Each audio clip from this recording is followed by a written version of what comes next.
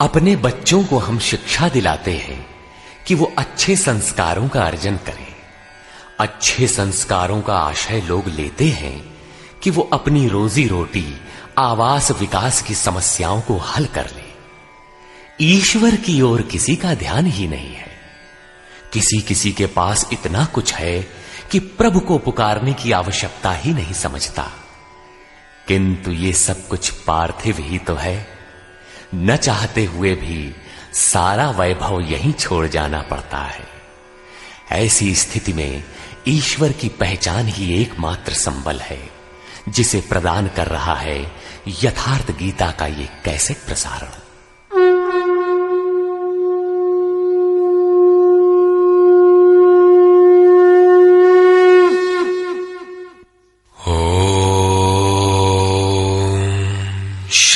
परमात्मने नमः।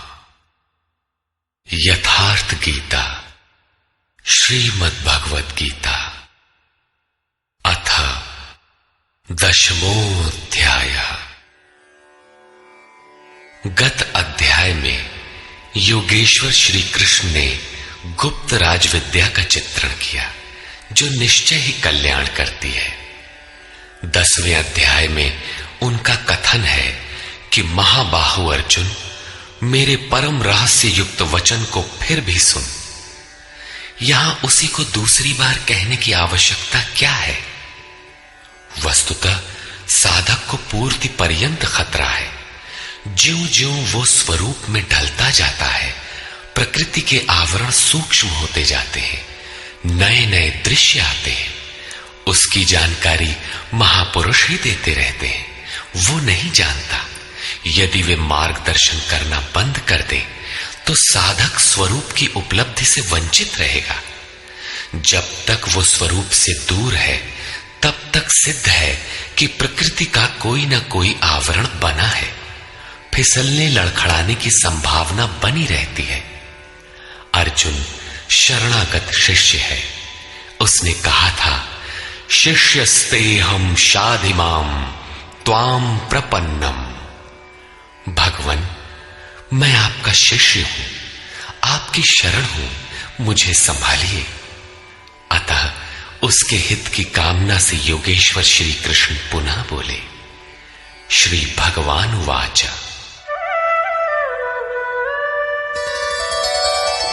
भूय एव महाबाहो शृणु मे परमं वचः यत्तेऽहं प्रीयमाणाय वक्ष्यामि हितकाम्यया। महाबाहु अर्जुन, मेरे परम प्रभाव युक्त वचन को पुनः सुन, जो मैं तुझ अतिशय प्रेम रखने वाले के हित की इच्छा से कहूंगा। न मे विदुः सुरगणाः प्रभवं न महर्षयः अहमादिर्हि देवानां महर्षीणां च सर्वशः। अर्जुन, मेरी उत्पत्ति को न देवता लोग जानते हैं और न महर्षिगण ही जानते हैं। श्री कृष्ण ने कहा था, जन्म कर्म च मे दिव्यम। मेरा वो जन्म और कर्म अलौकिक है, इन चर्म चक्षुओं से देखा नहीं जा सकता। इसलिए मेरे उस प्रकट होने को देव और महर्षि स्तर तक पहुंचे हुए लोग भी नहीं जानते। मैं सब प्रकार से देवताओं और महर्षियों का आदि कारण हूं।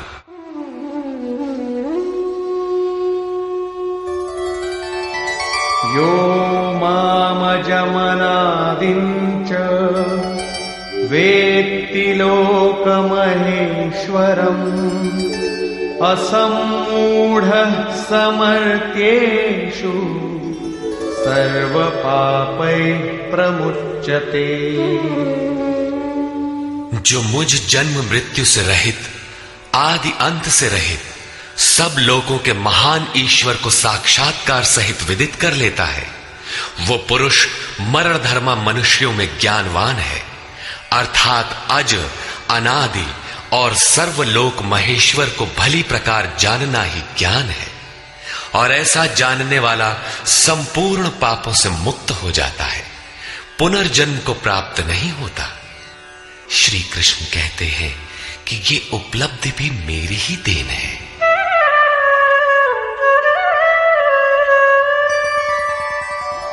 बुद्धिर्ज्ञानमसम्मोहः क्षमा सत्यं दमः शमः सुखं दुःखं भवो भावो भयं चाभयमेव च।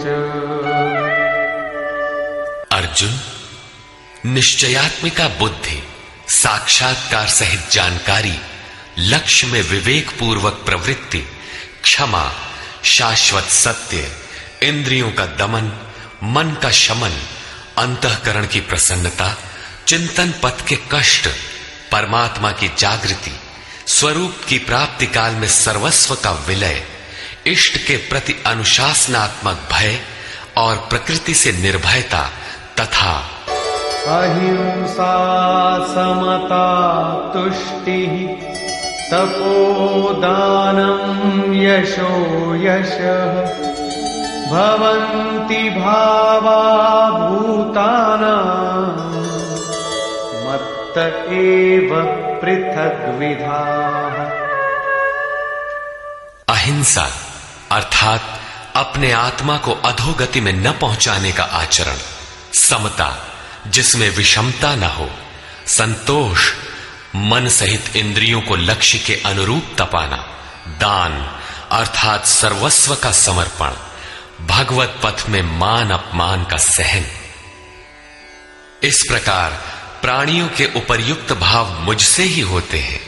ये सभी भाव दैवी चिंतन पद्धति के लक्षण हैं। इनका अभाव ही आसुरी संपद है। महर्षयः सप्त पूर्वे चत्वारो मनवस्तथा मद्भावा मानसा जाता येषां लोक इमाः प्रजाः। सप्तर्षि अर्थात योग की 7 क्रमिक भूमिकाएं अर्थात शुभेच्छा, सुविचारणा, तनुमानसा, सत्वापत्ति, असंसक्ति, पदार्था भावना और तुर्यगा तथा इनके अनुरूप अंतःकरण चतुष्टय अर्थात मन, बुद्धि, चित्त और अहंकार, उसके अनुरूप मन जो मेरे में भाव वाला है, ये सब मेरे ही संकल्प से अर्थात मेरी प्राप्ति के संकल्प से तथा जो मेरी ही प्रेरणा से होते हैं, दोनों एक दूसरे के पूरक हैं, उत्पन्न होते हैं। इस संसार में ये अर्थात संपूर्ण दैवी संपद इन्हीं की प्रजा है, क्योंकि सप्त भूमिकाओं के संचार में दैवी संपद ही है, अन्य नहीं। एतां विभूतिं योगं च मम यो वेत्ति तत्त्वतः सोऽविकम्पेन योगेन युज्यते नात्र संशयः। जो पुरुष योग की और मेरी उपर्युक्त विभूतियों को साक्षात्कार के साथ जानता है, वो स्थिर ध्यान योग द्वारा मुझ में एक ही भाव से स्थित होता है। इसमें कुछ भी संशय नहीं है। जिस प्रकार वायु रहित स्थान में रखे दीपक की लौ सीधी जाती है, कंपन नहीं होता, योगी के जीते हुए चित्त की यही परिभाषा है। प्रस्तुत श्लोक में अविकंपेन शब्द इसी आशय की ओर संकेत करता है। अहं सर्वस्य प्रभवो मत्तः सर्वं प्रवर्तते इति मत्वा भजन्ते मां बुधा भाव समन्विता।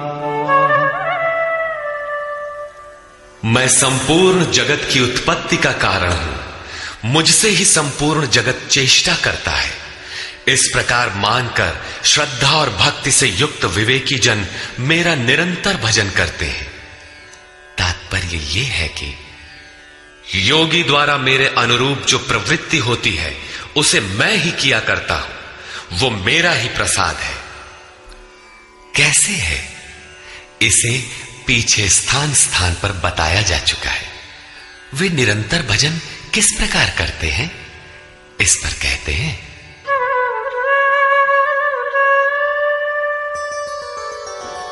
मच्चित्ता मद्गत प्राणा बोधयन्तः परस्परम् कथयन्तश्च मां नित्यम् तुष्यन्ति च रमन्ति च। अन्य किसी को स्थान न देकर मुझ में ही निरंतर चित्त को लगाने वाले, मुझ में ही प्राणपण से प्राणों को लगाने वाले सदैव परस्पर मेरी प्रक्रियाओं का बोध करते हैं, मेरा गुणगान करते हुए ही संतुष्ट होते हैं तथा निरंतर मुझ में ही रमण करते हैं।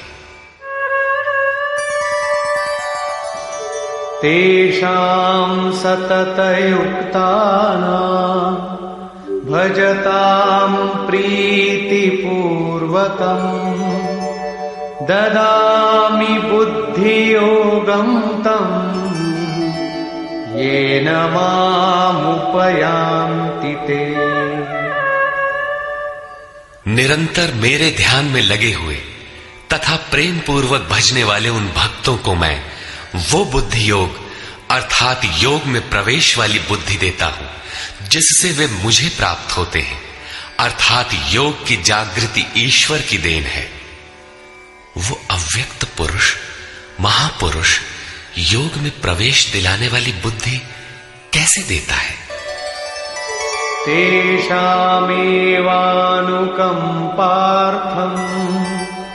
अहमज्ञानजं तमः नाशयाम्यात्मभावस्थो ज्ञानदीपेन भास्वता। उनके ऊपर पूर्ण अनुग्रह करने के लिए मैं उनकी आत्मा से अभिन्न खड़ा होकर, रथी होकर अज्ञान से उत्पन्न हुए अंधकार को ज्ञान रूपी दीपक के द्वारा प्रकाशित कर नष्ट करता हूं। वस्तुतः किसी स्थित प्रज्ञ योगी द्वारा जब तक वो परमात्मा आपके आत्मा से ही जागृत होकर संचालन नहीं करता, तब तक वास्तव में यथार्थ भजन आरंभ ही नहीं होता। वैसे तो भगवान सर्वत्र से बोलने लगते हैं, लेकिन प्रारंभ में वे स्वरूपस्थ महापुरुष द्वारा ही बोलते हैं। यदि ऐसा महापुरुष आपको प्राप्त नहीं है तो वे आपसे स्पष्ट नहीं होंगे। इस पर अर्जुन ने प्रश्न किया। अर्जुन उवाच परम ब्रह्म परम धाम पवित्रं परमं भवान् पुरुषं शाश्वतं दिव्यम् आदिदेवमजं विभुम् आहुस्त्वामृषयः सर्वे देवर्षिर्नारदस्तथा असितो देवलो व्यासः स्वयं चैव ब्रवीषि मे। भगवान, आप परब्रह्म परम धाम तथा परम पवित्र हैं, क्योंकि आपको सभी ऋषिगण सनातन दिव्य पुरुष देवों का भी आदि देव अजन्मा और सर्वव्यापी कहते हैं। परम पुरुष परम धाम का ही पर्याय दिव्य पुरुष अजन्मा आदि शब्द है। देवर्षि नारद असित देवल व्यास तथा स्वयं आप भी मुझसे वही कहते हैं। अर्थात पहले भूतकालीन महर्षि कहते हैं, अब वर्तमान में जिनकी संगत उपलब्ध है, नारद देवल असित और व्यास का नाम लिया, जो अर्जुन के समकालीन थे, अर्थात सत्पुरुषों की संगति अर्जुन को प्राप्त थी। आप भी वही कहते हैं। अतः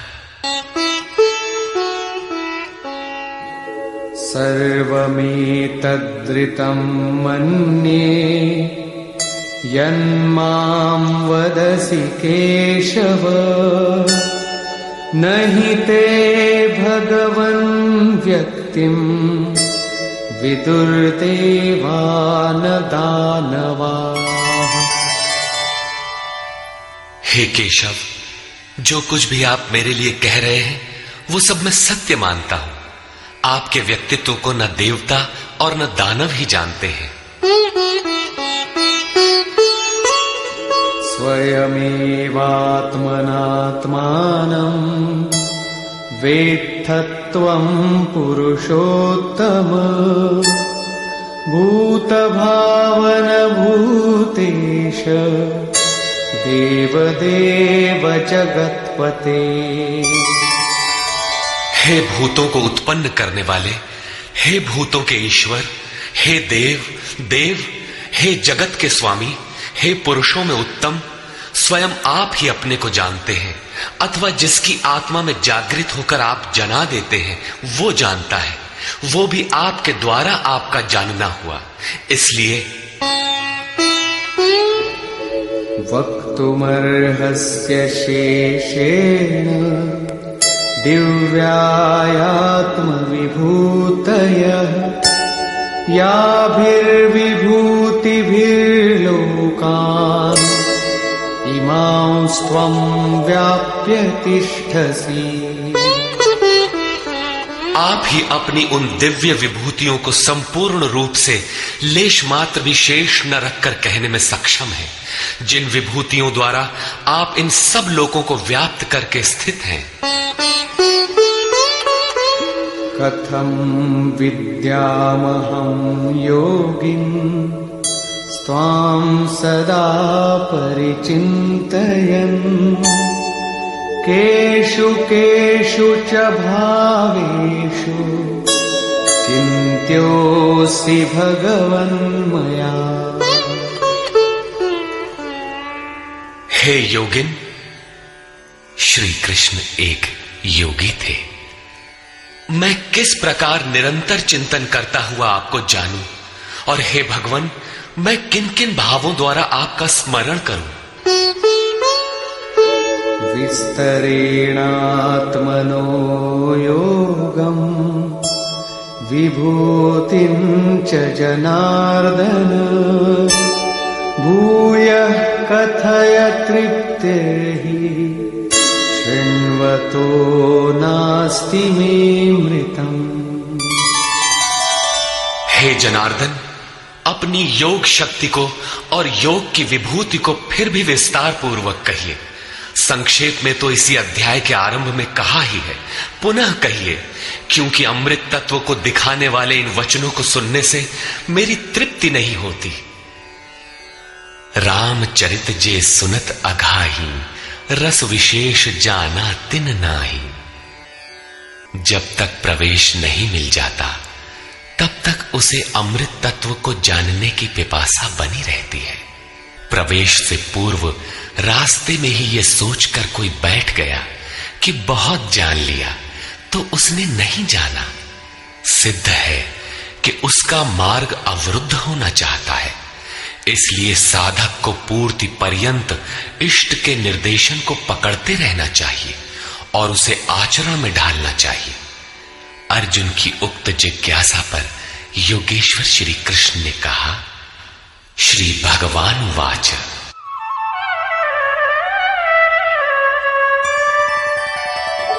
हन्त ते कथयिष्यामि दिव्याह्यात्मविभूतयः प्राधान्यतः कुरु श्रेष्ठ नास्त्यन्तो विस्तरस्य मे।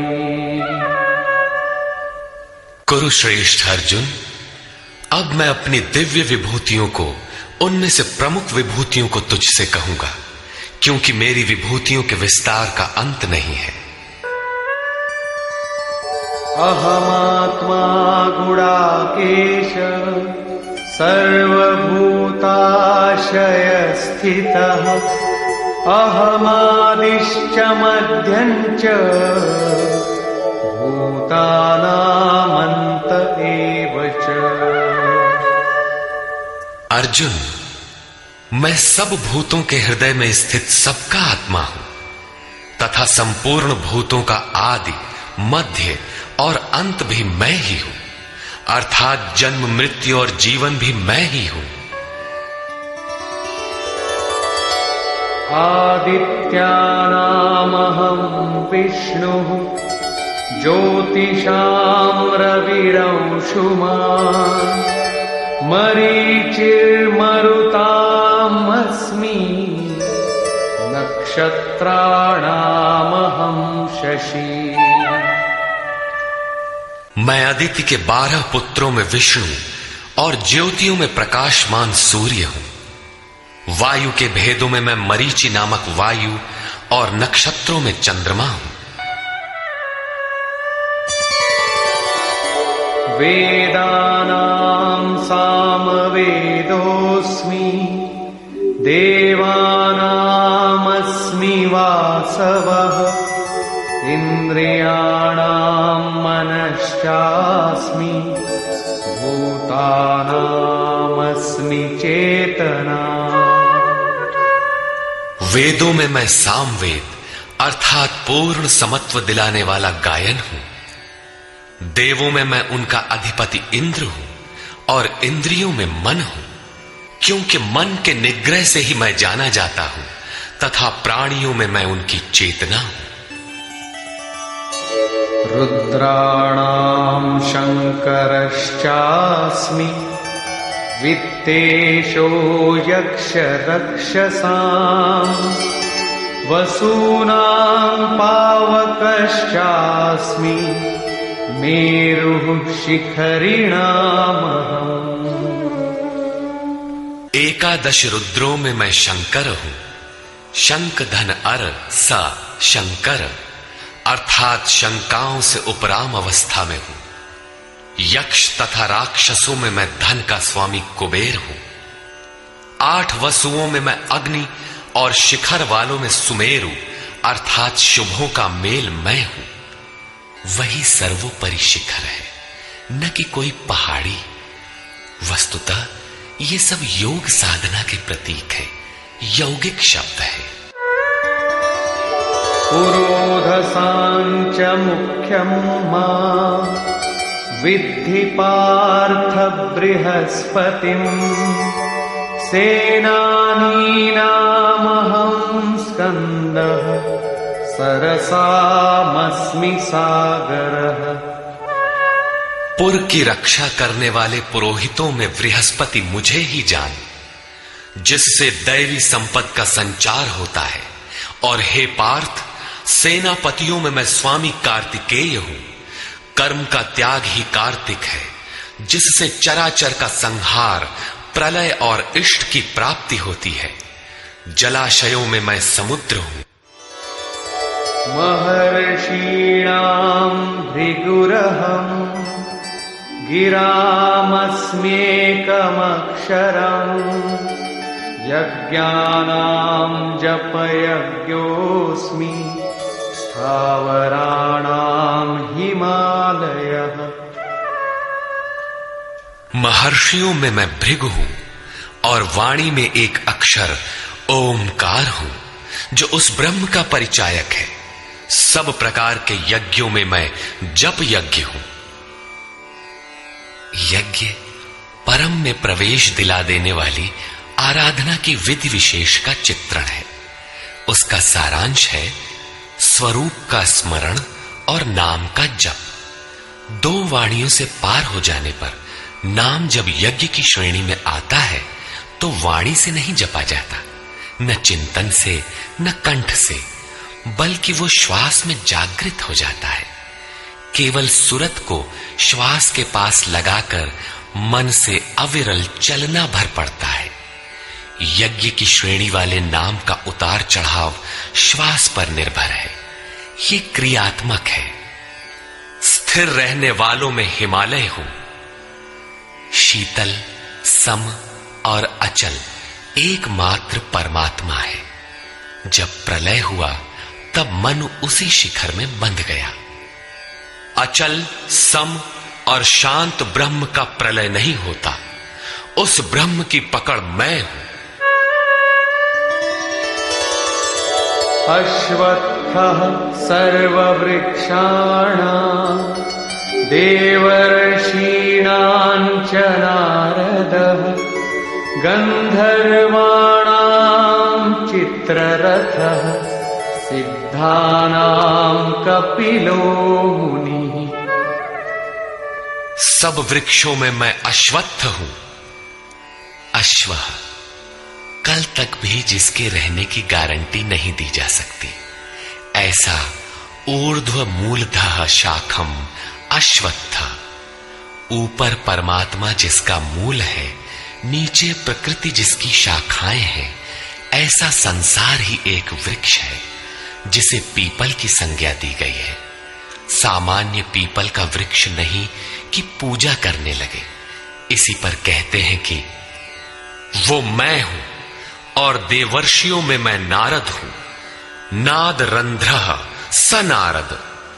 दैवी संपद इतनी सूक्ष्म हो गई कि स्वर में उठने वाली ध्वनि अर्थात नाद पकड़ में आ जाए, ऐसी जागृति मैं हूं। गंधर्वों में मैं चित्ररथ हूं, अर्थात गायन अर्थात चिंतन करने वाली प्रवृत्तियों में जब स्वरूप चित्रित होने लगे, वो अवस्था विशेष मैं हूं। सिद्धों में मैं कपिल मुनि हूं, काया ही कपिल है। इसमें जब लव लग जाए, उस ईश्वरीय संचार की अवस्था मैं हूं। उच्चैश्रवसमश्वानां विद्धि माममृतोद्भवम् ऐरावतं गजेन्द्राणां नराणां च नराधिपम्। घोड़ों में मैं अमृत से उत्पन्न होने वाला उच्चैः श्रवा नामक घोड़ा हूं। दुनिया में हर वस्तु नाशवान है, आत्मा ही अजर अमर अमृत स्वरूप है। इस अमृत स्वरूप से जिसका संचार है, वो घोड़ा मैं हूं। घोड़ा गति का प्रतीक है। आत्म तत्व को ग्रहण करने में मन जब उधर गति पकड़ता है, घोड़ा है। ऐसी गति मैं हूं। हाथियों में ऐरावत नामक हाथी मैं हूं। मनुष्यों में राजा मुझको जान। वस्तुतः महापुरुष ही राजा है, जिसके पास अभाव नहीं है। आयुधानामहं वज्रं धेनूनामस्मि कामधुक् प्रजनश्चास्मि कंदर्पः सर्पाणामस्मि वासुकिः। शस्त्रों में मैं वज्र हूं, गायों में कामधेनु हूं। कामधेनु कोई ऐसी गाय नहीं है जो दूध के स्थान पर मनचाहा व्यंजन परसती हो। ऋषियों में वशिष्ठ के पास कामधेनु थी। वस्तुतः गो इंद्रियों को कहते हैं। इंद्रियों का संयत होना इष्ट को वश में रखने वाले में पाया जाता है। जिसकी इंद्रियां ईश्वर के अनुरूप स्थिर हो जाती हैं, उसके लिए उसी की इंद्रियां कामधेनु बन जाती है। फिर तो जो इच्छा करी हऊ मन माही, हरि प्रसाद कछु दुर्लभ नाही। उसके लिए कुछ भी दुर्लभ नहीं रहता। प्रजनन करने वालों में नवीन स्थितियों को प्रकट करने वाला मैं हूं। प्रजनन, एक तो लड़का बाहर पैदा किया जाता है। चराचर में रात दिन पैदा ही होते हैं। चूहे चींटी रात दिन करते हैं, ऐसा नहीं, बल्कि एक स्थिति से दूसरी स्थिति, इस प्रकार वृत्तियों का परिवर्तन होता है। वो परिवर्तित स्वरूप मैं हूं। सर्पों में मैं वासुकी हूं। अनन्तश्चास्मि नागानां वरुणो यादसामहम् पितॄणामर्यमा चास्मि यमः संयमतामहम्। नागों में मैं अनंत अर्थात शेष नाग हूं। वैसे तो ये कोई सर्प नहीं है। गीता की समकालीन पुस्तक श्रीमद् भागवत में इसके रूप की चर्चा है कि इस पृथ्वी से 30,000 योजन की दूरी पर उस परमात्मा की वैष्णवी शक्ति है, जिसके सिर पर यह पृथ्वी सरसों के दाने की तरह भार रहित टिकी है। उस युग में योजन का पैमाना चाहे जो रहा हो, फिर भी यह पर्याप्त दूर है। वस्तुतः ये आकर्षण शक्ति का चित्रण है। वैज्ञानिकों ने जिसे ईथर माना है। ग्रह उपग्रह सभी उसी शक्ति के आधार पर टिके हैं। उस शून्य में ग्रहों का कोई भार भी नहीं है। वो शक्ति सर्प की कुंडली की तरह सभी ग्रहों को लपेटे है। यही है वो अनंत जिससे पृथ्वी धारण की जाती है। श्री कृष्ण कहते हैं, ऐसी ईश्वरीय शक्ति मैं हूं। जलचरों में उनका अधिपति वरुण हूं तथा पितरों में अर्यमा हूं। अहिंसा, सत्य, अस्तेय, ब्रह्मचर्य और अपरिग्रह 5 यम हैं। इनके पालन में आने वाले विकारों को काटना अरह है। विकारों के शमन से पितृ अर्थात भूत संस्कार तृप्त होते हैं, निवृत्ति प्रदान कर देते हैं। शासन करने वालों में मैं यमराज हूं अर्थात उपर्युक्त यमों का नियामक हूं।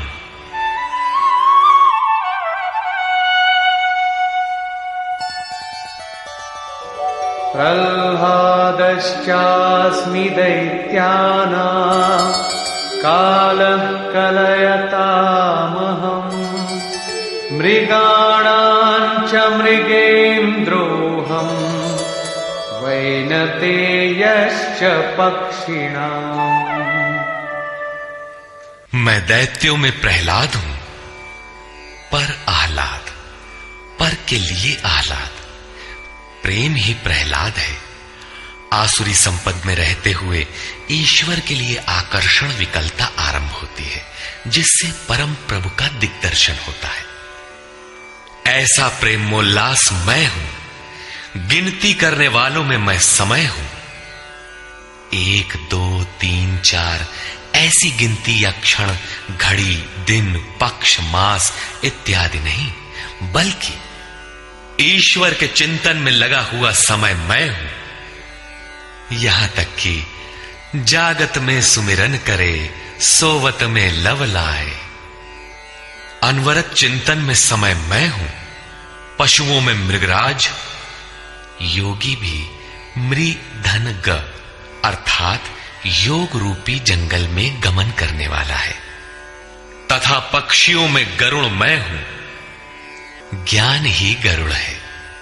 जब ईश्वरीय अनुभूति आने लगती है, तब यही मन अपने आराध्य भगवान की सवारी बन जाता है। और जब यही मन संशय से युक्त है, तब सर्प होता है, डसता रहता है, योनियों में फेंकता है। गरुड़ विष्णु की सवारी है। जो सत्ता विश्व में अणु रूप से संचारित है, ज्ञान संयुक्त मन उसे अपने में धारण करता है, उसका वाहक बनता है। श्री कृष्ण कहते हैं, इष्ट को धारण करने वाला मन मैं हूं। पवन पवतामस्मि रामः शस्त्रभृतामहम् झषाणां मकरश्चास्मि स्रोतसामस्मि जाह्नवी। पवित्र करने वालों में मैं वायु हूं, शस्त्रधारियों में राम हूं। रमन्ति योगिनः यस्मिन् स रामः। योगी किसमें रमण करते हैं? अनुभव में। ईश्वर इष्ट रूप में जो निर्देशन देता है, योगी उसमें रमण करते हैं। उस जागृति का नाम राम है और वो जागृति मैं हूं। मछलियों में मगर तथा नदियों में गंगा मैं हूं।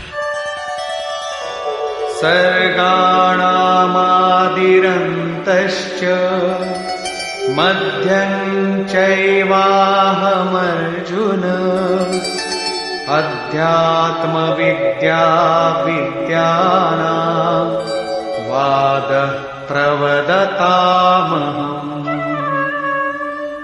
हे अर्जुन, सृष्टियों का आदि, अंत और मध्य मैं ही हूं।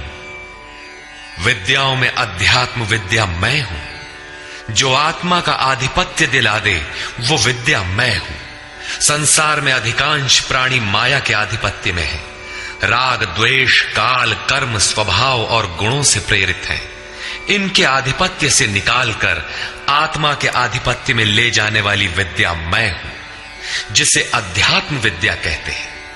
परस्पर होने वाले विवादों में ब्रह्म चर्चा में जो निर्णायक है, ऐसी वार्ता मैं हूं। शेष निर्णय तो अनिर्णीत होते हैं। अक्षराणामकारोऽस्मि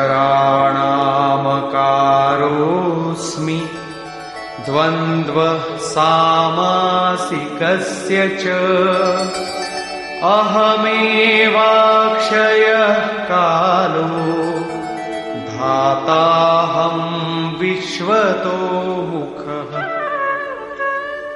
मैं अक्षरों में आकार, ओमकार तथा समासों में द्वंद्व नामक समास हूं। अक्षय काल मैं हूं।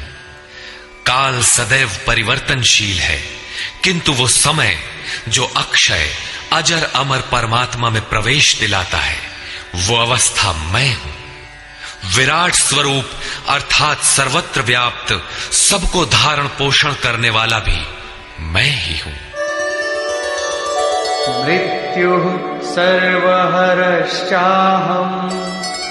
उद्भवश्च भविष्यताम् कीर्तिः श्रीर्वाक्च नारीणाम् स्मृतिर्मेधा धृतिः क्षमा। मैं सबका नाश करने वाला मृत्यु और आगे होने वालों की उत्पत्ति का कारण हूं। स्त्रियों में मैं यश, शक्ति, वाक्पटुता, स्मृति, मेधा अर्थात बुद्धि, धैर्य और क्षमा मैं हूं।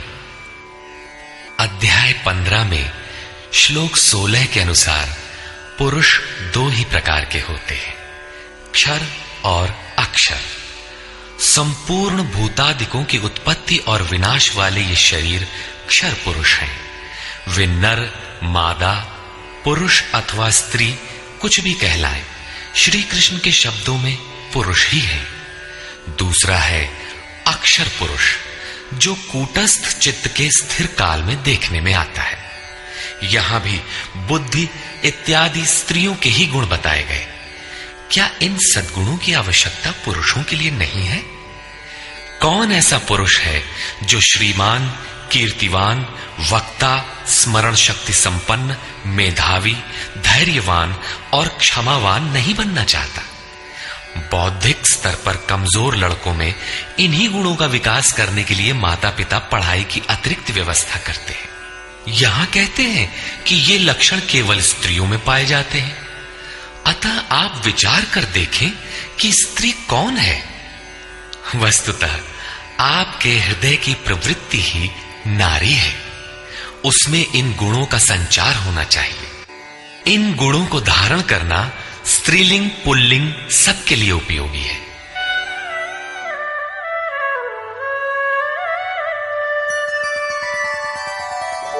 बृहत्साम तथा साम्ना गायत्री छन्दसामहम् मासानां मार्गशीर्षोऽहम् ऋतूनां कुसुमाकरः। गायन करने योग्य श्रुतियों में मैं बृहत् साम अर्थात वृहत से संयुक्त समत्व दिलाने वाला गायन हूं, अर्थात ऐसी जागृति मैं हूं। छंदों में गायत्री छंद मैं हूं। गायत्री कोई मंत्र नहीं है जिसे पढ़ने से मुक्ति मिलती हो, वरन एक समर्पणात्मक छंद है। 3 बार विचलित होने के पश्चात ऋषि विश्वामित्र ने अपने को इष्ट के प्रति समर्पित करते हुए कहा, ओम भूर्भुवः स्वः तत्सवितुर्वरेण्यं भर्गो देवस्य धीमहि धियो यो नः प्रचोदयात्। अर्थात भूः, भुवः और स्वः तीनों लोकों में तत्व रूप से व्याप्त देव आप ही वरेण्य हैं हमें ऐसी बुद्धि दें, ऐसी प्रेरणा करें कि हम लक्ष्य को प्राप्त कर लें। ये मात्र एक प्रार्थना है। साधक अपनी बुद्धि से यथार्थ निर्णय नहीं ले पाता कि मैं कब सही हूं और कब गलत। उसकी ये समर्पित प्रार्थना मैं हूं, जिसमें निश्चित कल्याण है, क्योंकि वो मेरे आश्रित हुआ है। मासों में शीर्षस्थ मार्ग मैं हूं, और जिसमें सदैव बहार हो, ऐसा ऋतु, हृदय की ऐसी अवस्था भी मैं ही हूं। द्यूतं छलयतामस्मि तेजस्तेजस्विनामहम् जयोऽस्मि व्यवसायोऽस्मि सत्वं सत्ववतामहम्। तेजस्वी पुरुषों का तेज मैं हूं, जुए में छल करने वालों का छल मैं हूं। तब तो अच्छा है जुआ खेलें, उसमें कल बल छल करें, वही भगवान है। नहीं, ऐसा कुछ नहीं है। ये प्रकृति ही एक जुआ है, यही ठगनी है। इस प्रकृति के द्वंद्व से निकलने के लिए दिखावा छोड़कर छिपाव के साथ गुप्त रूप से भजन करना ही छल है। छल है तो नहीं, किंतु बचाव के लिए आवश्यक है। जड़ भरत की तरह, उन्मत्त, अंधे, बहरे और गूंगे की तरह हृदय से जानकार होते हुए भी बाहर से ऐसे रहें कि अनजान हो, सुनते हुए भी न सुने, देखते हुए भी न देखें। छिपकर ही भजन का विधान है। तभी साधक प्रकृति पुरुष के जुए में पार पाता है। जीतने वालों की विजय मैं हूं, और व्यवसायियों का निश्चय, जिसे अध्याय 2 श्लोक 41 में कह आए हैं। इस योग में निश्चयात्मक क्रिया एक है, बुद्धि एक ही है, दिशा एक ही है। ऐसी क्रियात्मक बुद्धि मैं हूं, सात्विक पुरुषों का तेज और ओज मैं हूं। वृष्णीनां वासुदेवोऽस्मि पाण्डवानां धनञ्जयः मुनीनामप्यहं व्यासः कवीनामुशना कविः। वृष्णि वंश में मैं वासुदेव अर्थात सर्वत्र वास करने वाला देव हूं। पांडवों में मैं धनंजय हूं। पुण्य ही पांडु है और आत्मिक संपत्ति ही स्थिर संपत्ति है। पुण्य से प्रेरित होकर आत्मिक संपत्ति को अर्जित करने वाला धनंजय मैं हूं। मुनियों में मैं व्यास हूं। परम तत्व को व्यक्त करने की जिसमें क्षमता है, वो मुनि मैं हूं। कवियों में उष्णा अर्थात उसमें प्रवेश दिलाने वाला काव्यकार मैं हूं।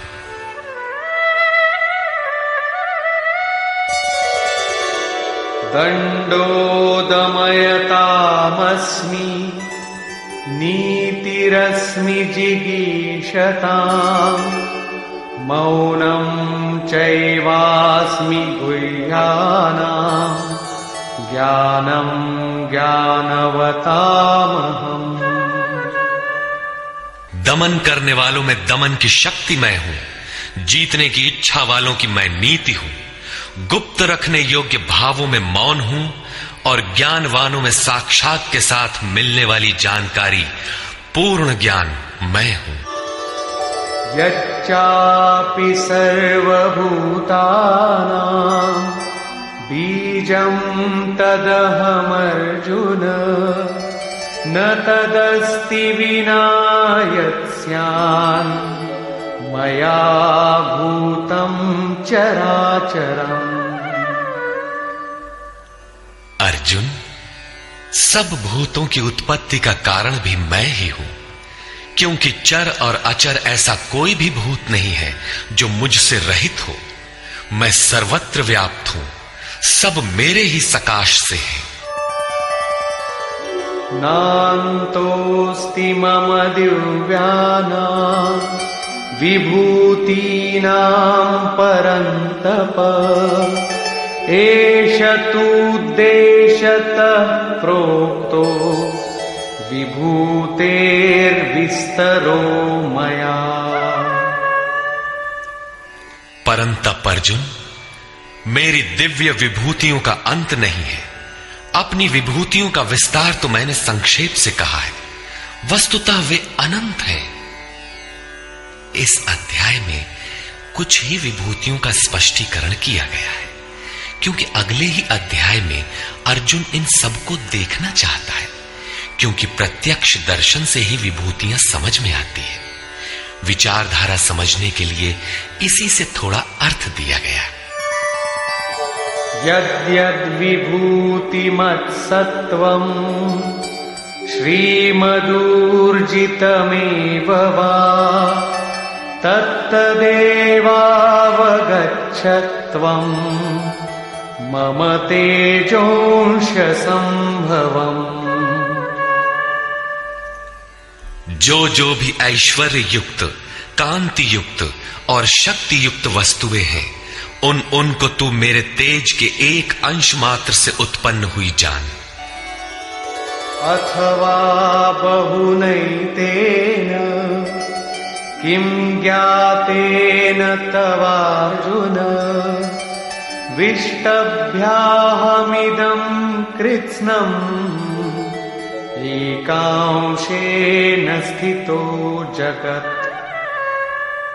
अथवा अर्जुन, इस बहुत जानने से तेरा क्या प्रयोजन है? मैं इस संपूर्ण जगत को एक अंश मात्र से धारण करके स्थित हूं। उपर्युक्त विभूतियों के वर्णन का तात्पर्य ये नहीं है कि आप या अर्जुन इन सभी वस्तुओं को पूजने लगे, बल्कि श्री कृष्ण का आशय केवल इतना ही है कि इन सब ओर से श्रद्धा समेट कर केवल उन अविनाशी परमात्मा में लगावे।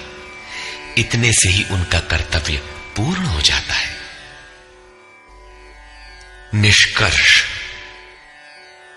इस अध्याय में श्री कृष्ण ने कहा कि अर्जुन, मैं तुझे पुनः उपदेश करूंगा, क्योंकि तू मेरा अतिशय प्रिय है।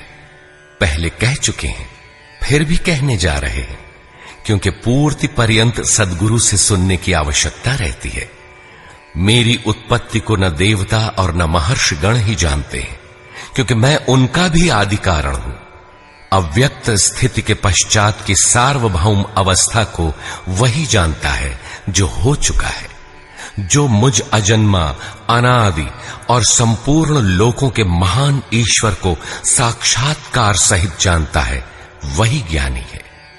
बुद्धि, ज्ञान, असम्मूढ़ता, इंद्रियों का दमन, मन का शमन, संतोष, तप, दान और कीर्ति के भाव अर्थात दैवी संपत्ति के उक्त लक्षण मेरी देन है। 7 महर्षिजन अर्थात योग की 7 भूमिकाएं, उससे भी पहले होने वाले तदनुरूप अंतःकरण, चतुष्टय और इनके अनुकूल मन जो स्वयंभू है, स्वयं रचयिता है, ये सब मुझ में भाव वाले, लगाव और श्रद्धा वाले हैं, जिनकी संसार में संपूर्ण प्रजा है। ये सब मुझसे ही उत्पन्न है, अर्थात साधनामयी प्रवृत्तियां मेरी ही प्रजा हैं। इनकी उत्पत्ति अपने से नहीं, गुरु से होती है। जो उपर्युक्त मेरी विभूतियों को साक्षात जान लेता है, वह निस्संदेह मुझ में एक ही भाव से प्रवेश करने योग्य है।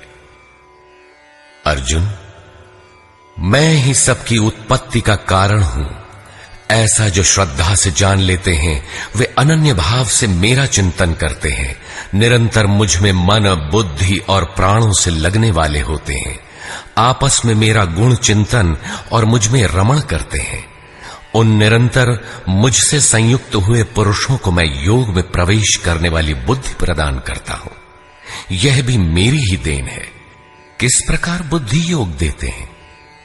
तो अर्जुन, आत्मभावस्थ उनकी आत्मा में जागृत होकर खड़ा हो जाता हूं और उनके हृदय में अज्ञान से उत्पन्न अंधकार को ज्ञान रूपी दीपक से नष्ट करता हूं।